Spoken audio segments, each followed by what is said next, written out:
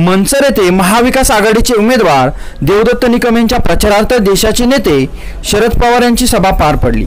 या सभेत शेवटच्या क्षणी शरद पवार यांनी वळसे पाटील यांना 100% पाडा पाडा पाडा असे जनतेला आवाहन केले, परंतु ते संपूर्ण भाषणात कोठेच बोलले नाहीत की महाविकास आघाडीचे उमेदवार देवदत्त निकम यांना प्रचंड बहुमताने निवडून द्या किंवा तुतारीला मतदान करा। त्यामुळे आंबेगाव शहराच्या जनतेत संभ्रमाचे वातावरण तयार झाले आहे। शरद पवार हे मनसर या ठिकाणी येऊन फक्त वळसे पाटील यांना पाडा हे सांगण्यासाठी आले होते का? आंबेगाव शिरूर विधानसभेला इतरही उमेदवार उभे आहेत, परंतु शरद पवार साहेब त्यांचे उमेदवार देवदत्त निकम यांना विजयी करा किंवा तुतारीला मतदान करा असे कोठेच म्हणाले नाहीत।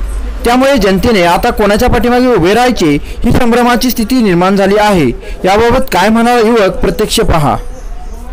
दादा नमस्कार। नमस्कार। तुम्ही तर पार्टी घेऊनच उभा हातात आहे। हो, काय चर्चा एकंदरीत राजकीय? एकंदरीत एकच चर्चा आहे, फक्त नामदार दिलीपरावजी वळसे पाटील साहेब। का बरं? साहेबच का पण का? साहेबांनी विकास केलाय 35 वर्ष।